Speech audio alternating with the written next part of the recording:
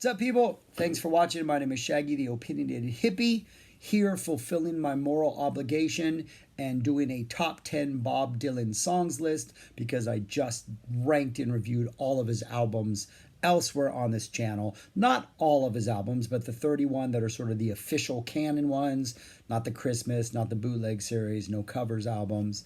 And this list of top 10 Dylan songs is pulled only from those 31 albums.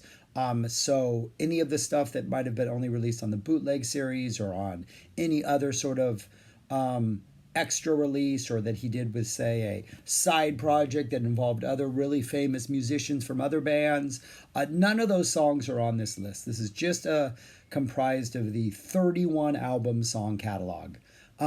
If I did include his entire output for all of his life, this would be a different list. And somewhere down the line, after I do go through all the bootleg series, because I think I am planning on doing that at some point, I will make a more inclusive list. But I thought, just for fun, I would relegate this only to those 31 albums. I thought this was going to be hard, but then I realized there's like, if I was going to S tier or A tier or B tier his songs, there would be like dozens and dozens and dozens and dozens in the S tier per my qualifications. And so just accepting the fact that like I was going to leave out far more than I can include in a top 10 list made that easier to just like make hard decisions. So I went through every album and I came up with 12 that I thought had to be on the list, and then had to make a hard decision and eliminate two.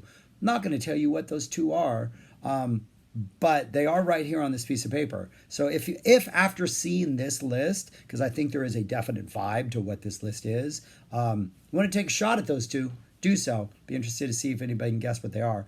And again, if I were to make this with everything he ever released, this would be a different list. There's 3 songs I can think of. 3 that would be on this list if I included everything. Yeah, 3. So 7 of these would still be here. Anyways, maybe more. I don't know. I'm rambling. But yeah, I think that's about all I have to say about this. These are just definitely my favorites. The ones that give me that anytime I make any sort of playlist, one or all of these finds its way onto that, if it's a Dylan playlist or it's involved, just because, yeah, these are my favorites. And I'm going to tell you why. That's the whole point of this. All right. Yeah. That's it. On to number 10. Number 10, Cold Irons Bound, off his triumphant return to form, Time Out of Mind, 1997. This is a very Tom Waits-esque-ish sounding song. I think there's definitely a like Bone Machine type vibe, that kind of a, that percussion that has that just bony kind of hollow ringing sound that it has that kind of vibe. But definitely there's a sinister undertone to this. This is definitely a darker type song. When Time Out of Mind came out, I was checked out of Dylan by then. Like, I was still listening to classic Dylan. But like anytime he had a new album, like, I had no interest in the covers albums. That's just something I'm not interested in as far as any artist goes. I would say out of all the amazing cover albums, or not the amazing, all the cover albums that have been released, I did recently like the one Enter Arma put out, but I don't listen to it anymore because it's a covers album. But I thought the one they did about 2 or 3 years ago was pretty interesting. But I just don't like cover albums. I just would rather go back and listen to the original. The one album I do like, and I still listen to this day, and I think it's actually in my car right now, is The Spaghetti Incident by Guns N' Roses. I actually think that is by far the best covers album and the only covers album that ever should have been released. But that's a whole other tangent.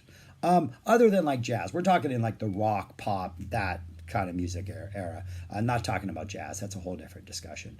But yeah, so this song, why did I get onto covers? I don't remember. Oh, I was completely checked out of Dylan by this point in his career. So anytime a new album came out, I would find a way to listen to it or maybe buy it if I had the money at the time. But this one came out. it got really good reviews, so I went out and bought it at Best Buy. I remember doing that, taking it home, and I liked it. I was really intrigued by some of the other songs, but this was the song that did it. This was the song that was like, all right, Dylan. And then the rest of the album I kind of was into more, and then it ends really strongly. But this was the song that hooked me, and I listened to this album a lot because I wanted to go back and like this was sort of the the entree, and everything else was either an appetizer or a dessert or whatever. But this was what I was looking. This was the main course. And so I fell in love with the album. I think it was my number 9. It made the top 10, but out of his 51. So the album is phenomenal. But I think this is the crown jewel on an absolutely amazing album. So yeah, number 10, Cold Irons Bound. Number 9, Dirge off Planet Waves. That was the album Dylan did with the band. The most of the album kind of sounds like the band. It has a very, not necessarily as Americana feel, but it has a very efficient, no nonsense kind of slim rock and roll vibe that I think the band does really well. Really solid album, but this to me is by far the standout, and it sounds almost nothing like anything else on this album. It is just Dylan, a piano, and guitar, and I'm assuming it's Robbie Robertson because the guitar is not just playing rhythm. It's like doing licks and kind of soloing and then providing rhythm, and it's all over the place in like the best way possible. And it really feels like, I don't know who's on piano. I've always assumed it was on Dylan. I should have researched that. I actually never have. But the way I envision this song being recorded is Dylan is just at the piano playing, singing these lyrics, and Robertson is like reacting in real time. And like, he has a sense of where the song, obviously he knows the song, but at the same time, he has freedom to like throw in some licks or improvise, or like, he's there to add flavor to the piano. And the lyrics, it's a very sparse arrangement, has a very, definitely it's not a sinister vibe, but there's something like that, like I referred to it when I did the review of Planet Waves. The Rolling Stones did this well in like the early 70s. Things like Moonlight Mile, Sister Morphine, a couple of songs on other albums, deeper cuts on other albums, where it's just like this like slow ballady, but kind of just uncomfortable feeling, and doesn't quite feel as dirgeous as the title Dirge, but there's definitely this weird sense of like loss or mourning or something that's just not right. But it's kind of a haunting song, but like on headphones, it's one of those ones to just be able to sit back and really listen to everything the guitar player is playing and enjoy the piano and Dylan's voice and his performance, and just absolutely a fantastic song. I don't see it get a lot of love in a lot of places, nor does the album get a lot of love, but Dirge on Planet Waves, ridiculously good song. Number 9. Number 8, Brownsville Girl. The actual song itself, the melody and the lyrics, and even Dylan's performance of it are so incredibly spectacular that they are able to overcome some of the worst sounding 80s production, possibly of the 80s. It's just a horrible sounding song sonically.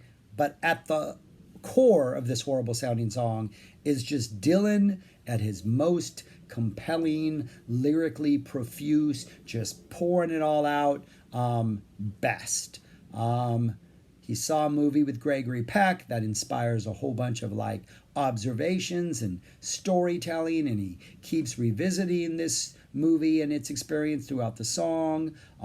There is sort of a chorus, and when we get to the chorus, there are some absolutely horrible sounding horn parts that come in, some female backing singers that aren't quite as magnificent as you want them to be, but towards the end of each course, the horns, which for the most part I think are like cheesy bad, they get a little mariachi like vibe, and it kind of redeems it. It makes it, I'm not going to say Frank Zappa-esque, Zappa's use of like mariachi sounding like bolero, but there is this like fun little, okay, that was probably not done for fun reasons. It was probably done because, he mentions Texas a lot, and we have mariachis here in Texas. but it felt a little subversive and kind of a little cool. So that's a nice little twist. And an otherwise sonically horrible sounding song, there is a bad Clarence Clemens sounding saxophone solo-ish at one point. I have nothing against Clarence Clemens other than the fact that I don't like the sound of his saxophone. Just there's a level of cheese there I can't handle. I'm not lactose intolerant or anything, but this version of lactose I am intolerant of. So it's got a bunch of things I don't like, but man, at the core of this is a song so spectacular that I will revisit it over and over and over again. I'm so drawn in by Dylan's sort of storytelling and just kind of observational tone. Yeah, I can ignore all the horrible stuff that happens around it musically. There is a different version, an alternate version of this on the most recent bootleg series, or the Springtime in New York one, New Danville Girl. That is, yeah, check that out if you like this. But anyways, number 8, Brownsville Girl. Number 7, One More Cup of Coffee off Desire. This is another one that, in kind of like Cold Iron's Bound, it very much is a mood piece and sets up this sort of just very kind of, I've always imagined sort of an outlaw western, kind of a darker side of the Grateful Dead's version of Americana, like Jack Straw type characters inhabiting this world. There's kind of just these mere sketches of individuals, the woman the narrator's with, her family, things that they do, the kingdom they may or may not rule, whatever. It just has this weird, it evokes more of a feeling of like this weird, mysterious, slightly outlawish place than it actually describes, but sort of the not ambiguity, but the sort of like not particularly clear nature, and there's not a lot of them, of the lyrics, and just the whole mood of the music create just such an incredible just vibe and atmosphere. And without a doubt, it is sort of like the heart of Desire. Like a lot of these songs, I think, on their albums serve as sort of the heart of their album. Brownsville Girl, definitely the only heart of that album. Dirge to me is like kind of an anomaly on that album, but at the same time, because of that, it stands out. Cold Iron's Bound, definitely. And this one, I think, is very much, surrounded by songs that are a lot wordier and have a lot longer in length. This is definitely one of the shorter songs, but it is so powerful in just what it evokes and the feelings, and just kind of like, it's like a Sam Peckinpah Western or something like that, or like almost like a Quentin Tarantino trying to do a legitimate Western, or maybe like the Coen brothers version of like True Grit, right? They did that remake. Anyways, it's got a really powerful, awesome vibe to it. One more cup of coffee before I go to the valley below. But what the heck is in that valley? Like, we don't know. All right. Yeah. Whatever number this is, one more cup of coffee. Number 6, Idiot Wind off Blood on the Tracks. If you've not watched any of these other videos, this information will be new to you. But I have no memories of ever being in my mom's car. And I was in my mom's car from birth till I was 18 and moved away to college. And most of that occurred in the late 70s and the 80s. I have no memory of ever being in the car and there not being a Blood on the Tracks cassette in the car, later a CD. So I know that album better than any other album in the history of the world, by far. That and Linda Ronstadt's Simple Dreams. Is there a Zappa connection to Ronstadt? Because I'll just talk about that album. But anyways, yeah. So I love this album. This song is powerful. I can still listen to it as I did this morning and question what these lyrics mean, or find a new angle to them, or still just be utterly enthralled by their progression and how each one just tops the next, and the anger and the writing and the twist at the end to be inclusive, and just the performance by the band, which completely is there just to service the lyrics at every point in time. It is the most ideal band for just lifting up the emotion that Dylan has invested into these words and to his performance. That always awkward little couple little edits in there in which you can tell like maybe they were recorded at a different time because sort of the sound of the room feels a little different. So many amazing little things in this song. Just absolutely still the rage after hearing the song as thousands of times as I probably have. Still, you can feel it. Just phenomenal performance. Number, what is this? Is this 6? Number 6, Idiot Win. Number 5, If You See Her Say Hello, off Blood on the Tracks. For all the rage on the previous song, this is all heartbreak. This is all like you're still in love with her. So if you see her, say hello, but like tell her you saw me and I asked about her, but no, don't tell her I asked about her, or let her know I'm here, but don't let her know I'm here, or just like this like obvious like longing for a person that maybe you are no longer with because of something you did, and you want to know about her, but you don't want her to know that you know about her. Oh, the heartbreak is just, it's crazy harsh. Yeah, it's a powerful song. It is the perfect expression of sort of like, again, it's your Dylan song. Absolutely beautiful music in this case. Probably one of his more beautifully played songs. Definitely on this album, kind of a standout track as far as like music being as important as the lyrics. Instead of just kind of a riff or a progression that just the lyrics are laid over. This definitely feels more constructed to create like this delicate, fragile vibe. That yeah, just the lyrics are all, again, they're like your Dylan kind of couplets. I haven't seen it right now, but like, a little couple phrases, instrumental break, couple phrases, instrumental break, but each one just having the same like, what's she doing? Let her know about me, but don't let her know I want her to know about me type. Oh, it's just haunting, beautiful stuff, heartbreak stuff. And just to like, even though these songs are like separated, Idiot Wind and If You Say Here Say Hello are separated by 3 songs on the album, they still somehow feel connected.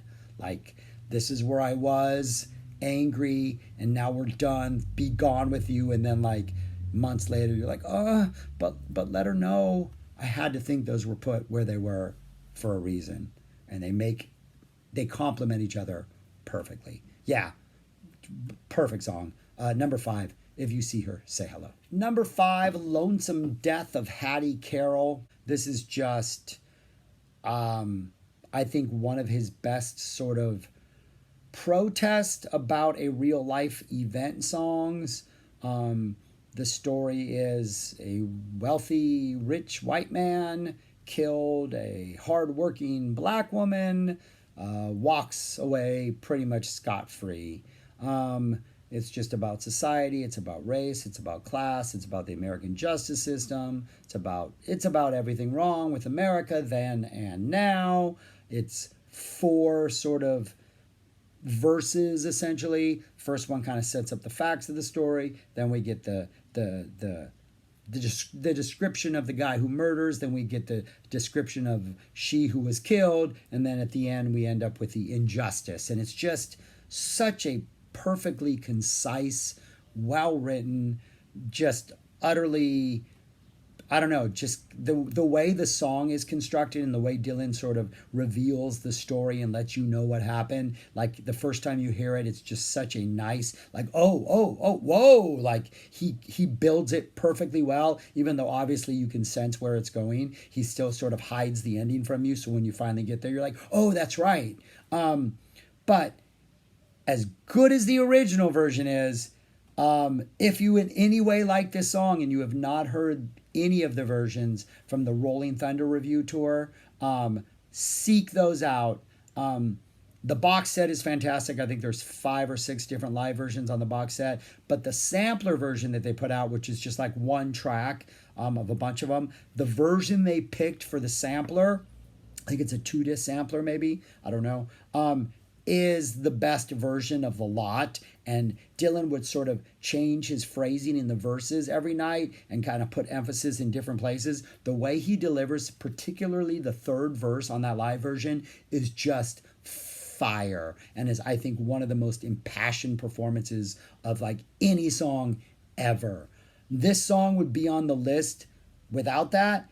If I could include that version as sort of the template and not the original, that might be like a number two song. That may jump to number two. Nothing's beating number one, but that could jump to number two because I think that is one of my all-time single favorite tracks ever of Dylan is that live version of Lonesome Death of Hattie Carroll off. I don't remember which show it was, but it was the show that was featured on the 2-disc sampler. But anyways, it's a phenomenal song regardless. Number five. Number 3, Visions of Johanna, Blonde on Blonde, the best set of lyrics ever written in music. Yeah? Can this be a contender? Like, end of conversation? Is there a debate? James Joyce as an electric folk rocker doing whatever incredible type folk rock electric music this is. It just fits the word so perfectly. Again, another thing where the music just is there to service the lyrics and complement them and enhance them and bring out this surrealistic, slightly existentialist sort of impressionistic painting with words that Dylan does. Like, I'm not gonna try to in any way I'll spend 30 minutes discussing this song in a video one day, but I'm not gonna do it in like 2. Like, it's just the best. It's like ballady, right? It's a slower song. It's not like an upbeat rocker or anything like that. Or not even an upbeat rocker. It's not a more high, intense energy song as, say, the next song on the list, which also has incredible lyrics, but this is more of just like a gentler, like floating on a sea, but you're not really sure if the sea actually exists or it's all in your mind or if it's just an illusion created by shadows and I don't know. Like, I'm trying to like put forth the idea that these are lyrics that I've heard so many times in my life, and just like so many other Dylan songs, I still listen to them today and am just surprised at the sort of like how there are so many that follow each other that you're like want to like rethink or reconsider, but then you can't because you're already on to the next one. And then you're trying to connect that one to the next one, thinking, oh, well, that shed light on what that means, or is that an entirely different idea? Or I don't know. Again, it's Bob Dylan's lyrics. I would argue their single best. Not my favorite song for 2 reasons, you'll find out. But as perfect a song as you can get. Just the best lyrics, right? The best lyrics. Number 3, Visions of Johanna. Number 2, It's All Right, Ma, I'm Only Bleeding. Bringing it all back home. This is also an absolutely another almost perfect set of lyrics, but this one is definitely of a call to action, of a sort of political commentary, of a commentary of our times. I mean, you got slogans in here which are still relevant today. Even the President of the United States must stand naked. That's not the actual line, is it? I don't know. I'm really bad with lyrics. I've said that before. But it's that. Where Visions of Johanna is the sort of spiritual, crazy weirdness Dylan. This is the Dylan at his protest best. The energy is hard hitting. It is an acoustic guitar. It is Bob Dylan's voice. It hits hard. The riff is incredible. The delivery is incredible. The melody is incredible. The words are incredible. Everything about this song, again, Dylan at his best. If you are not interested in Dylan's sort of that late 60s, mid 60s to late 60s phase where his writing was very sort of, what is he talking about? This is all nonsense, but it isn't, that more poetic kind of weirdness instead of his more direct stuff. This is for you. It's All Right, Ma, I'm Only Bleeding is like, if you want Dylan being as direct as possible, but still creating like generic slogans that will last for decades, this is you. If you want the more like poetic James Joycean stuff, Visions of Johanna are for you. But they're both perfect songs.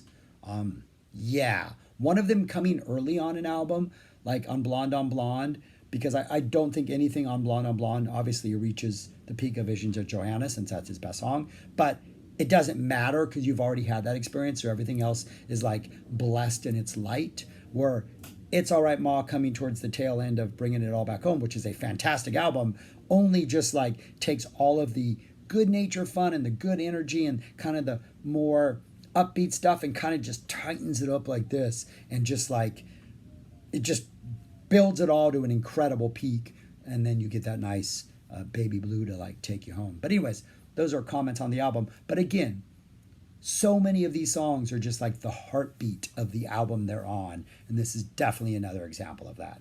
It's All Right Ma, I'm Only Bleeding. Number one, Tangled Up in Blue, off Blood on the Tracks. Probably, I'm gonna guess, the first song I ever heard from Bob Dylan. Again, my mom's car, cassette, CD. She listened to it a lot. I knew it a lot. I might have heard one on the radio, but I was probably, 6 when I started to hear this song, so I doubt it. I don't think Bob was being played on. I probably might have heard like a Rolling Stone in my mom or dad's car, but I have no memory of it. This I remember. Love this song forever. Still don't ever get tired of it. We'll listen to it over and over again and still be utterly engaged by the lyrics. Still trying to piece together if it's one narrative, if it's a bunch of narratives, whatever, who cares? It's all good fun. Just a perfect song. The momentum, the energy, it kicks off the album. I want to then listen to the whole album. Sometimes I'll reach the end of the album and want to listen to, Tangled Up in Blue again. We'll revisit that. It's a perfect story song. Just so many lines that I quote all the time in my head. And just, yeah, I just, personally, it means a lot to me. But I think if my experience with Dylan wasn't so shaped by Blood on the Tracks, this would probably still be a top 10 song. But by far, it is my all-time favorite. It means more to me than any other. He changes the lyrics live, and there is a live version on Real Live, which has changed lyrics, which I know some people like. I think it's definitely more of a he-she narrative thread. But yeah, this is perfection. Everything else is a deviation from this, though I do wholly appreciate Dylan rewriting his stuff. Since this will always exist, do what you want live, buddy. I encourage that. But yeah, by far my number one favorite. This is probably predictable. Tangled Up in Blue. Perfect. And Jerry Garcia Band doing it. They did it well. I loved hearing Jerry do it. Yeah, soloing in at the end. Perfect. Yeah, great song. I don't care who's singing it. Tangled Up in Blue. My all-time favorite Dylan song. All right, so that's it. Those are my Dylan top 10. Let me know yours. Let me know where I'm wrong, why I'm crazy, what I missed out on, what should have been on this list.